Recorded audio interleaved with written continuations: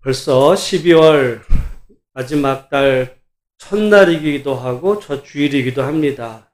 2024년도 이제 한 달이 지나면 다 지나게 되는데 모쪼록 잘 마무리해 주시고 또 다가오는 새해를 기쁨으로 준비할 수 있는 우리 모두가 되기를 간절히 소망합니다. 오늘은 강림절이라는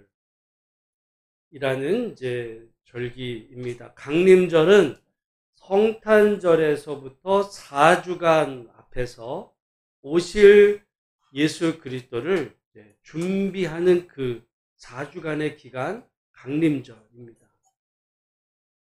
그런데 솔직하게 저는 제가 담임 목사가 되기 전에는 강림절에 대해서 제가 가만히 돌아보면 별로 들어본 기억도 없고 설교 중에 저도 잘 몰랐어요.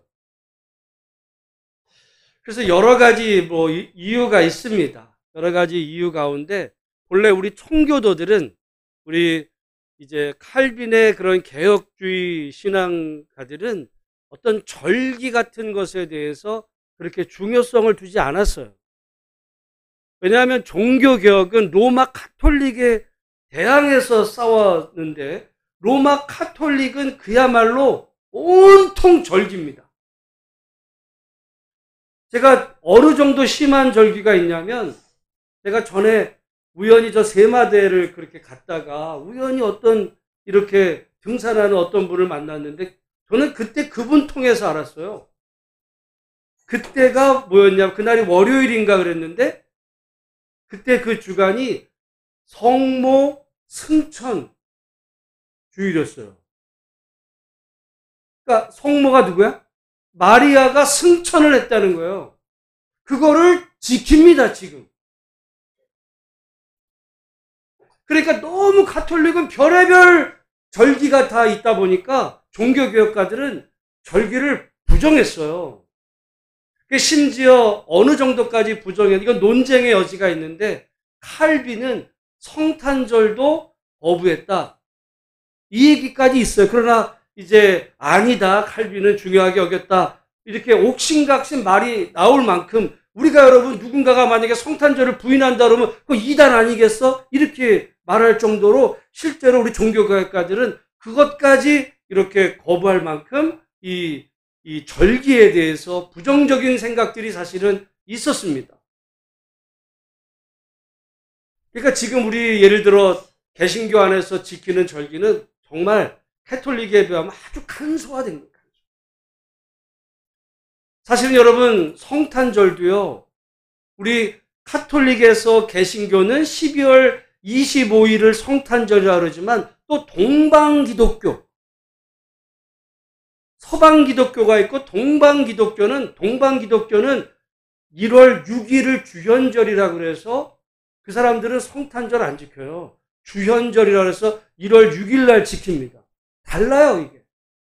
그러다 보니까 이 절기에 대해서 좀 약간 등한시한 면이 있었는데 저는 담임 목사가 되면서 이 강림절이라는 절기가 굉장히 소중한 절기로 저에게는 다가왔어요. 왜냐하면 여러분 보통 지금 이렇게 성탄절 앞두고 연말이 되면 세상 사람들은 지금이 어떤 시기냐면 흥청망청하는 시기예요. 각 회사 같은 데도 연말 무슨 송년회 한다, 동창회 한다, 그러면서 정말 약속 잡고 회식 잡고 이러면서 그 새해를 준비해 가면서 한 해를 마무리하는 이런 시간 속에 있다 보니까 너무 혼란스러워. 그리고 두 번째 이유는 제가 지난 주간에 미국에서는 추수감사절이 있었어요. 우리는 추수감사 주일을 지키지만 미국은 추수감사절로 지킵니다. 우리는 주일이지만 그 사람들은 목요일이에요. 그래서 매년 마지막 11월 마지막 넷째 주 목요일이 추수감사절인데 문제는 그 다음 날 금요일, 추수감사절 다음 금요일을 뭐라고 부르는지 아세요? 블랙 프라이데이라고 부릅니다. 프라이데이가 금요일인데 블랙 프라이데이. 뭐냐면 그날부터 성탄절까지 연말 때까지 온통 쇼핑 시즌입니다. 대박의 세일. 그래가지고 1년 동안 장사 안 된 회사들이 이 한 해 넘어가기 전에 재고 떨이하는 과정으로 그냥 쇼핑 시즌. 요즘은 솔직히 우리나라도 지금 한참 경제가 좋았으면 그거 들떴을 텐데 요즘 자영업자들이 문 닫고 하다 보니까 많이 죽었고, 근데 미국은 여전히 그거예요. 제가 그래서 가만히 보면 이 추수감사절에 두 가지가 다 섞여 있는 거예요. 왜냐하면 자기들의 신앙의 뿌리가 하나님의 그 은혜로 주어졌다라는 거 하나. 근데 그 다음 날이 뭐예요? 쇼핑 시즌이야. 그때부터는 그냥 노는 거야. 먹고 사고. 자본주의죠. 돈.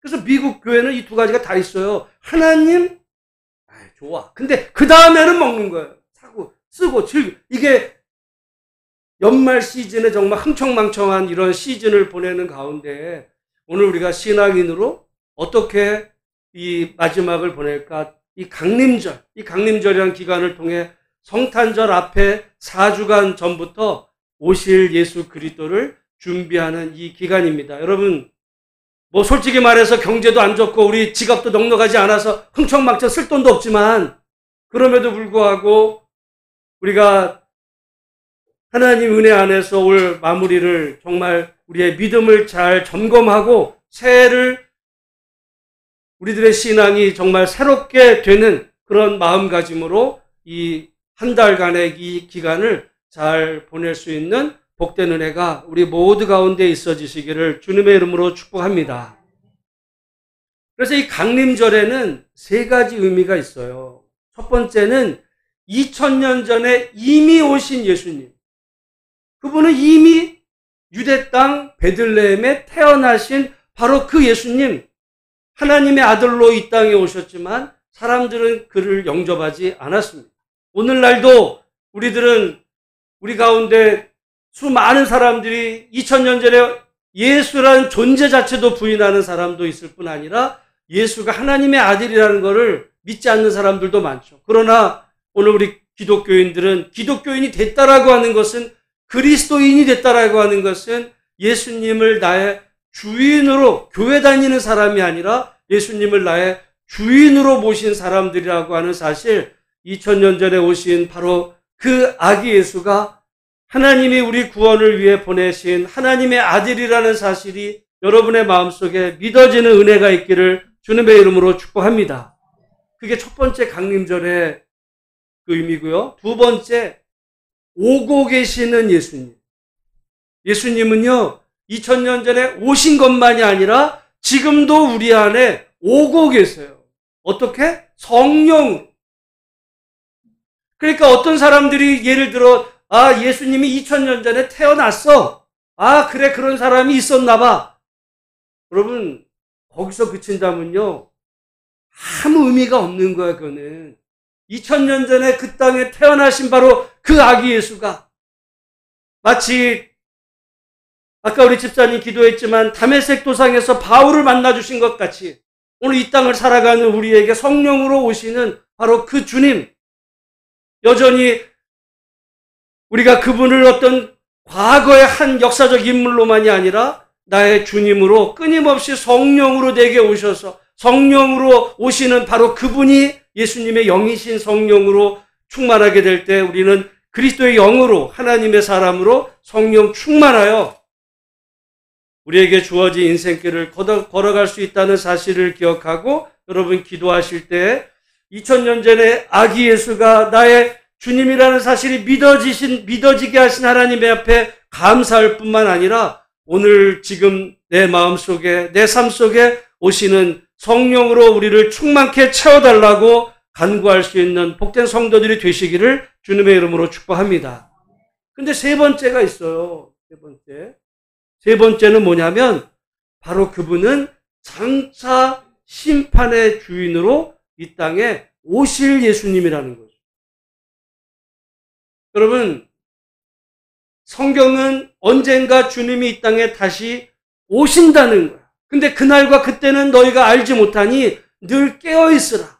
근데 오늘 우리는 사실 많은 경우 그 하나님의 메시지를 잊어버리고 온통 내가 천국 가냐 마냐 이거에만 관심이 있지만 성경의 본질적인 가르침은 그분이 오신다는, 훗날 심판의 주인으로 이 땅에 오신다. 오셔서는 이 땅을 심판하시는 주님 반드시 오실 날이 있다라고 하는 사실 기억하며 우리는 정말 그 주님을 맞이할 준비가 되어 있는지, 이번 강림절을 보내는 가운데 내가 정말 주님의 그 신부로서 주님을 맞이할 준비가 되어 있는지 한번 우리 스스로를 점검할 수 있는 그런 기간이 되기를 주의 이름으로 축복합니다. 그래서 오늘 이 마태복음 25장에 보면 주님이 말씀하신 그 비유 이야기를 통해 우리가 어떻게 준비해야 되는가 하는 말씀을 살펴보기 원하는데, 우리 1절 말씀을 같이 한번 읽어보겠습니다. 시작. 그때 천국은 마치 등을 들고 신랑을 맞으러 나간 열 처녀와 같다 하리니. 그래서 이 비유를 열 처녀의 비유다, 이렇게. 자, 그런데 이제 2절 말씀, 그 중에 5은 미련하고 5은 슬기 있는. 그러면 여기 미련하다는 거는 미련 곰탱이란 얘기가 아니에요. 슬기롭다는 거는 무슨 아주 그냥 싹싹하고 무슨 머리가 좋다 이 얘기가 아니라, 왜 어떤 사람은 미련하다 그러고 어떤 사람은 슬기가 있다라고 그랬는가? 3절 말씀 같이 한번 읽어봅니다. 시작. 미련한 자들은 등을 가지되 기름을 가지지 아니하고. 4절. 슬기 있는 자들은 그릇에 기름을 담아 등과 함께 가져갔더니. 여러분, 미련하다, 슬기 있다, 이것은 지혜의 관점에서 본 거예요. 지혜. 어떤 사람은 지혜롭고 그 슬기 있는 사람, 지혜로운 사람. 미련한 사람은 지혜롭지 못한 사람. 근데 어떤 사람이 왜 지혜롭지 못했는가? 등을 가지되 기름을 가지지 못했다 그랬는데, 여러분, 근데 기름이 하나도 없었을까요? 있었어. 있었어. 근데 문제는 뭐예요? 기름이 넉넉하지가 않아. 그래서 정작 신랑이 오는 게 늦어졌을 때 그 기름이 떨어져 버렸어요. 미련했다는 거예요. 근데 슬기 있는 자들은 여기 그릇에 기름을 담아 등과 함께 가져갔던, 기름을 넉넉히 준비했는데 여기 문제가 생겼어요. 왜? 5절에 보니까 신랑이 더디 오므로 다 졸며 잤어요. 그러니까 여러분, 여기 슬기로운 5 처녀도 졸았어요, 안 졸았어요? 다 졸았어. 다 졸며 잤어요. 다 잤어요. 졸고. 근데 문제는 뭐냐면, 이 신랑이 더디 오다 보니까 다 졸고 잤는데, 정작 신랑이 이제 맞이하게 될 때 일어나서 등을 준비하는데 기름이 부족했던 여인들은 불을 켤 수 없었던 거예요. 여기 지금 8절 말씀. 8절 말씀 같이 한번 읽어봅니다. 시작. 미련한 자들이 슬기 있는 자들에게 이르되 우리 등불이 꺼져가니 너의 기름을 좀 나눠달라 하거늘. 근데 9절 말씀 같이 한번 읽습니다. 슬기 있는 자들이 대답하여 이르되 우리와 너희가 쓰기에 다 부족할까 하노니 차라리 파는 자들에게 가서 너의 쓸 것을 사라 하니. 여러분, 도대체 우리가 볼 때는 좀 슬기 있는 자들 좀 야박한 거 아니냐, 좀 나눠주면 되잖아. 왜 안 나눠주고 자기들만 그 등을 준비했는데. 여러분, 우리가 인생을 살아가면서 나눠줄 수 있는 게 있고 없는 게 있어요. 여러분, 다른 형제 자매들에게, 여러분이 만약에 형제 자매들 돈이 없어, 경제적으로 어려워, 그럴 때 여러분 나눠줄 수 있어요, 없어요? 그것도 사실 나눠주기 어려워요. 그렇긴 하지. 그러나 마음만 있으면 나눠줄 수 있어요. 나눠줄 수 있는 게 있어. 나눠줄 수 있는 게. 나눠줄 수 없는 게 있어요. 뭐가 없어요? 생명은 못 나. 물론 피는 나눠줄 수 있어요. 만약에 헌혈이 필요하면 그럼 피 나눠줄 수 있고. 예를 들어 여러분 뭐 쉽지 않지만 만약에 여러분 어떤 형제자매 누구 가운데서 가령 그 쓸개 하나가 문제가 생겨서 콩팥이 문제가 생길 때 뭐 어떻게 보면 부모 가운데 예를 들어 누구라도 만약에 그게 맞는다면 나눠줄 수 있죠. 그것도 어려운 일이에요. 어려운 일이야 그거는. 차라리 돈은 쉬워. 근데 돈도 어렵죠. 장기를 나눠 그건 더 어려울 수 있어. 근데 생명을 나눌 수는 없어. 그러니까 우리가 나눌 수 있는 거 있고 쉽게 나눌 수 있지만 또 아예 불가능한 게 있는데 여기 나눌 수 없는, 그래서 성경에서는요 이게 약간 상징적인 의미인데 기름은 보통 성경에서의 기름은 그냥 물론 뭐 등유, 석유 뭐 이런 게 아니라 그거는 성령을 의미하거든요. 성령은 나눌 수 있어요? 제가 여러분에게 여러분 성령 충만을 받으라고 얘기했지만 내 안에 있는 성령, 나 성령 많으니까 너 이만큼 가져. 네, 조금씩 제가 여러분에게 나눠줄 수 있어요? 없어. 그건 각자 하나님과의 관계 속에서 자기가 받아야 되고 자기가 자기가 채워야 되는 것이지 이거를 누가 나눠줄 수 있는 게 없어요. 여기 슬기 있는 자들이 우리가 인간적으로 생각하면 좀 야박해. 아이 조금 좀 많으면 좀 나눠주지. 그 얘기가 아니에요. 나눌 수 있는 게 있고 없는 게 있어요. 도와줄 수는 있어요. 여러분 이건 믿음 생활도 마찬가지야. 믿음도 누군가에게 예수님을 소개하고 어떤 가르쳐 줄 수 있고 위에서 기도해 줄 수 있지만 궁극적으로 그 사람이 거부하면 그거는 솔직히 말해서 예수님도 못해요. 예수님도 안 하셔. 나눠줄 수 없는 게 있어요. 우리가 노력은 하지만 그러나 안 되는 게 있어. 여기 지금 이 미련한 5 처녀는 준비하지 못해서 결국에 가서는 마지막 그 신랑을 맞이하는데 실패했다. 여러분 오늘 아까 우리가 강림절을 맞으면서 우리가 오신 예수님만이 아니라 오늘 우리에게 성령으로 충만하게 임하시는 바로 그 예수님. 우리가 그걸 기름으로 생각한다면 우리가 정말 여러분 물질로 비유하는 건 조금 문제가 있지만 그럼에도 불구하고 그러니까 또 성령 뭐 충만하다 그러니까 마치 무슨 물탱크에다가 물이 뭐 70% 찼니 90% 이런 얘기하는 건 아니에요. 어떤 성령은 물질로 뭐 채워지는 게 아니라 다른 말로 하면 우리가 성령께 사로잡히는 거거든요. 그런 의미에서 2000년 전에 오신 예수님 또 장래에 오실 예수님만이 아니라 우리에게 지금 임하시는 성령으로 항상 충만해서 우리 안에서 정말 믿음이 떨어지거나 믿음이 바닥이 나서 언젠가 주님 만나는데 실패하는 일이 없도록 끝까지 하나님 안에서 여러분의 그 믿음이 정말 늘 정말 충만해서 다른 사람들에게 복음을 전할지언정 다른 사람들의 어떻게 보면 기도 대상이 돼가지고 좀 안타까움의 대상이 되는 일이 없도록 끝까지 믿음 안에서 승리하시는 우리 모든 복된 성도들이 다 되시기를 주님의 이름으로 축복합니다. 여러분 그럼에도 불구하고 여기 미련한 5 처녀들은요. 신랑이 오실 거를 준비를 했어요? 안 했어요? 했어. 이게 중요해요. 처음부터 안 한 사람들이 아니야. 했어요. 근데 뭐가 문제예요? 중간에 실패. 여러분 이게 저는 목사로서의 어떻게 보면 고민이 돼요. 이게 뭐냐면 신앙생활하고 제가 목회생활 하다 보니까 수많은 사람들을 보잖아요. 어떤 사람들 가운데는 이런 얘기, 그때 옛날에 주일학교 열심히 다녔다는 거야. 청년부도 열심히 했대. 뭐 집사까지 했대. 근데 지금은 안 다녀. 묻죠? 목사님 근데 천국 갔을까요? 물어요. 여러분 그럼 갔을까요? 못 갔을까요? 나한테 묻지 마세요. 나 미리 얘기한다. 저한테 묻지 마세요. 나는 보내주고 싶어.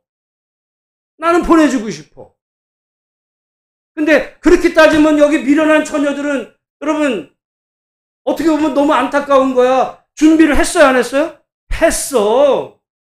근데 왜 지금 이 실패했어요? 신랑이 늦었어요, 신랑이. 신랑이 좀 빨리 오지. 신랑 빨리 왔으면은 이 사람들도 다, 주님 만날 그 신랑 혼인잔치에 다 참여할 수 있었는데, 신랑이 늦었잖아. 그러면, 신랑이 늦은 게 문제예요? 기름을 적게 준비한 게 문제예요? 여러분 같으면 신랑이 늦은 걸 지금 문제라고 얘기할 때는 그렇지가 않아요. 우리가 믿음 생활 해가는 가운데서 우리가 내가 한때는 모였어. 누가 한때는 열심히 뜨거웠던 적이 있었어. 신앙은 추억으로 그때 했던 그걸 하나님 봐줘가지고 마지막도 좀 드리셔야 되지. 이거는요. 목사는 그런 마음 가질 수 있어요. 설교는 그렇게 할 수도 있어요. 그건 거짓말이야. 근데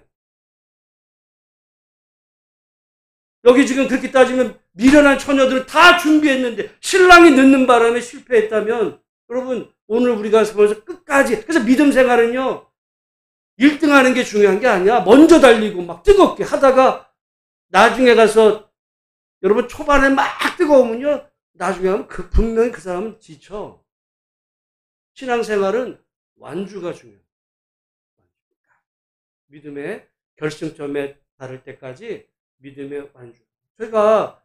저는 솔직히 주일학교 다닌 경험이 없어요. 나는 내가 주일학교에 갔던 기억 한두 번인가 그것도 성탄절에 옛날에 무슨 뭐 받으러 내가 가본 적이 초등학교 때. 나는 그 이후로 교회를 다녀본 적은 없어요. 다만 중고등학교 시절에 난 정말 누구보다도 내가 열심히 했어요. 중고등학교 학생이 새벽 기도 나오는 거 보셨겠어요? 그리고 수요일 날 예배 끝나고 고등학생이 수요일 날 예배 끝나고 어른들 다 가면 우리끼리 남아서 수요일 날 기도회를 했다니까? 그래서 제가 하나님 앞에 그때 서원하면 하나님 내게 방언을 해주시면 내가 주를 해서 죽겠습니다. 그랬어요. 그 당시는 어디냐면 중공, 지금은 중공, 저희 때만 해도 중국은요, 중공이라 거기는 갈 수도 없는 거예요. 중공 선교사가 된다는 거, 그냥 죽겠다는 거예요. 근데 하나님이 방언 문제가 해결이 안 돼가지고 제가 방황했잖아. 10년을. 나중에 해결이 됐지만. 근데 제가 만약에 그 상태로 방황하다가 교회를 아예 접었으면 하나님이 나를 보실 때 헷갈려요. 제가 중고등학교 때 어떻게 보면 제가 성경 읽은 거, 외운 거는요, 내가 지금보다 더 많이 외웠어요, 그때가. 전도도 그때 했어요. 주일이면 우리가 새벽 기도 나오죠? 그리고 주일 학생 예배 드리지? 중고등학교 예배 드리면 잠깐 쉬었다가, 그 다음에 점심 먹고, 저기 지동에서 지금 저기 화성 행궁, 거기에 옛날에 도립병원 있었어요. 거기 또 교도소, 이렇게 경찰서 유치장 있을 때, 거기를 요즘에야 차로 이동하지. 그땐 다 걸어서 다녔어요, 거기 지동에서. 가가지고 전도한다고 다니고, 고등학생이. 그리고는 와가지고 또 주일 저녁 찬양대 쓰고. 찬양대 연습해야 될 거 아니에요. 찬양대 쓰고. 끝나면 기도하고 가고. 요즘 요즘 학교 다니면서 고등학생이 그러면 진짜 어른도 못해. 근데, 그래, 토요일이면 학교 끝나고 애들 신방 다녔어요. 신방 다니고 와가지고는 주보 만들고. 이거, 안 돼. 요즘에 컴퓨터로 이게 지금 옛날에 찍어서 이렇게 우리가 다 했거든요. 근데 만약에 그렇게 뜨거웠던 적이 있었지만 이후에 대학교 방황하고 그럴 때 사람들 중에 그러다가 제가 신앙생활이 거기서 만약에 끝나버렸으면 하나님이 야 네가 그래도 한때 열심히 했으니까 너 봐줄게. 그럴까요? 여러분 그래서 우리 신앙생활은 그 완주할 때까지 끝까지 믿음 안에서 정말 그 길이 근데 힘든 거예요. 왜 주님이 여기 늦어 더디 오셔. 여러분 신앙생활은 이때 잘해야 되는 거예요. 뜨거웠을 때가 아니고 뜨거웠을 때 좋을 때 그건 누군 못해. 기분 좋을 때 잘 나갈 때 그때 누군 못해요. 문제는 더디 오시는 안 오실 것 같아요. 해도 안 돼. 답답한 거예요. 보통 그때 다 넘어가거든요. 근데 진짜 신앙은 바로 그때입니다. 그래서 근데 끝까지 그 신앙을 완주하게 하는 그 일은 의지력이 아니에요. 자기의 결심만 가지고 되는 일이 아니야. 그래서 아까 뭐가 부족했다는 거예요? 뭐가 떨어졌어요? 기름이 뭐라 그랬어요? 성령. 다른 말로 하면 하나님의 은혜가. 여러분 그 긴 기다림의 그 시간을 이겨나갈 수 있는 것은 오직 성령의 충만함, 하나님의 은혜라고 하는 사실, 여러분 좋을 때만이 아니라 힘들 때도 이 하나님의 은혜로 충만해서 끝까지 믿음에 완주할 수 있는 복된 은혜가 있기를 주님의 이름으로 축복합니다. 그래서 우리 그리스도인들은요, 성령 충만하다는 건 다른 말로 하면 예수님으로 충만한 거예요. 아멘. 예수님으로 충만하시길 바랍니다. 제가 여러분에게 도와줄 수 있을지 모르지만 그건 나눌 수가 없어요. 여러분 스스로 하나님 말씀을 읽고 기도하고 은혜를 사모하고 여러분 스스로가 노력해야지 뭐 제가 줄 수 있는 게 아니에요. 그거는 뭐예요? 그럼 무당은 그럴 수 있어요. 중간에서 막 목사가 무당이 아니에요. 근데 우리가 조심해야 되는 거는, 그래서 늘 성경 말씀을 묵상하고 하나님이 어떤 분이신지를 알아야 되는 이유가 있어요. 왜냐하면 잘못하면 예수님이 가르치신 하나님의 말씀과 뜻이 있는 반면에 잘못하면 그 예수님을 무시해버리고 기독교인들이 지 생각을 주장할 때가 있어요.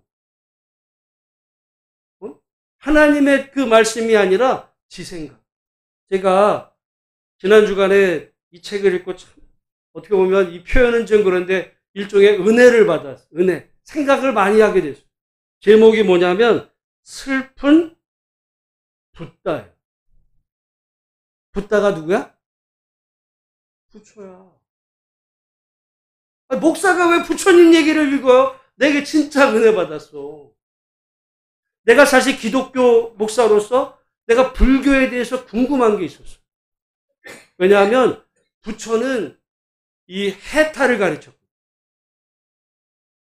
인간사가 다 고뇌, 이 윤회를 벗어나서 완전 해탈을 가르쳤어요. 이게 부처가 가르친 거예요. 근데 오늘날 기독교는, 오늘날 불교는 뭘 가르쳐요?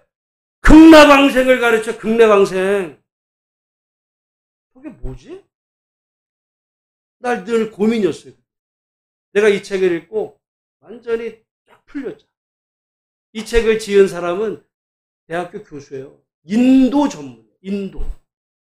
그래서 부처가 실제로 어떤 가르침을 했고, 근데 오늘날 불교가 왜 이렇게 바뀌었는지, 그래서 실제로 부처가 지금 슬퍼하고 있다. 그러니까 사람들, 부처의 제자들이 부처를 죽여버리고 불교를 만들었어요. 이게 같아야 될 거 아니야? 아니에요. 오히려 부처를 죽여버리고, 부처가 하지 말라는 걸 하는 거야. 부처는 사실은 신이 없다고 그랬어요. 신의 존재를 부정했습니다. 근데 불교는 부처를 어떻게 받아요? 부처님이야, 신이야. 부처님. 부처가 제일 싫어했던 게 그거거든요. 하지 말라 그랬던 거를 오히려 후대 사람들이 부처님 모시는 거예요. 거기서 빌어요. 하지 말라 그런 거예요, 부처는 그거를. 그리고 여러분, 불교하면 떠오르는 게 뭐예요? 우리는 부처, 예를 들어 절에 있는 스님들이 고기 먹었네, 안 먹었네, 그거 갖고 그러잖아요. 내가 이 책을 읽다가 난 이 책에서 처음 봤는데, 붓다가 죽기 전 마지막으로 취한 음식이 돼지고기였다는 것은 기록에 나와 있는 역사적 사실이에요.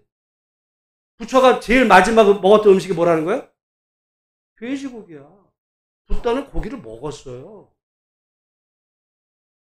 먹었어. 그래서 사람들 보고 먹으라 그랬어요. 근데 오히려 그 가르침은 다 없애버리고 우리는 뭐 살생을 안 해. 전혀 붓다의 가르침과 전혀 다른 불교를 만들어내요. 자기들이 상상으로. 자기들의 유리한 쪽.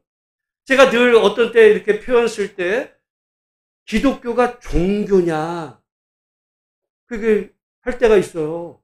여러분, 기독교가 종교가 되면 예수님하고 멀어질 수 있어요. 불교가 종교가 될 때 부처랑 멀어진 거예요. 왜냐하면 종교가 되면 아까 똑같은 얘기예요. 여기 지금 말씀에 미련한 5 처녀들은 혼인잔치에 들어가요, 못 들어가요? 주님, 여기 주님은 못 들어간다고 그랬어. 근데 목사는 들어갈 수 있어요. 게다가 카톨릭은 나중에 뭐라 그랬어요? 아이, 그런 게 어디 있어. 면죄부만 사. 다 가는 거야. 종교는요, 본래 어떻게 보면 그 종교 창시자, 그 뜻을 버려버리고 그냥 지들이 돈벌이 되는 쪽으로 가는 거예요. 잘못하면 기독교가 얼마든지 그럴 가능성이 있어. 그래서 우리가 항상 다른 목사님이 뭐라고 말했는지 아무런 중요하지도 않아요. 그 사람 종교인일 수 있어. 예수님이 하지 말라는 걸 할 수도 있어요. 그 사람 말이 중요한 게 아니야. 누구라도. 중요한 건 뭐예요? 예수님 말씀.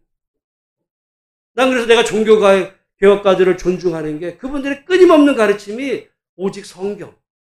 하나님이 어떻게 말씀하셨나. 하나님이 그 말씀이 기준이 돼서 그게 아닌 것들은 다 쳐내는 거예요.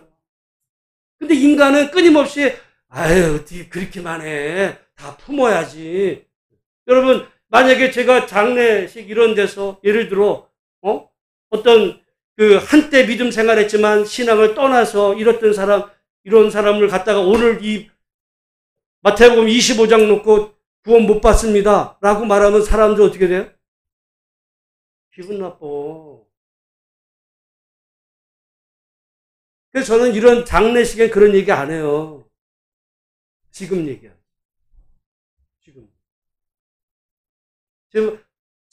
저 같으면, 목사 입장에서는 아무나 좋죠. 아유, 그래도 다 좋아요. 뭐, 세상에서 뭐 해도 다 좋아요.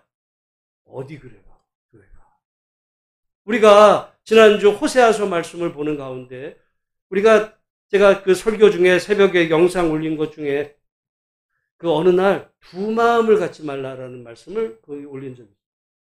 여러분, 그 새벽 설교를 그거 들으셨을 기억이 되실지 모르지만 우리는요, 구약 시대 보면 떠오르는 어떤 왕, 그럼 다윗, 솔로몬만 이야기하는데 실제로 역사 속에서 제일 막강했던, 제일 부강했던 그 왕 때가 어디냐? 솔로몬, 다윗 때가 아니에요. 언제냐? 호세아 때. 여로보암 2세. 근데 성경에는 여로보암 2세를 거의 취급도 안 해. 성경은 그런 데 관심 없어요. 오히려 호세아 선지자를 통해서 그 시대 역대 가장 부유하고 막강한 그런 시대에 호세아 선지자를 통해서 너희들 망한다 이렇게 경고 메시지를 떠올릴 때 여러분 사람들 입장에 기분 나쁘죠. 아니 우리가 이렇게 복받아서 잘 사는데 우리 보고 망한데?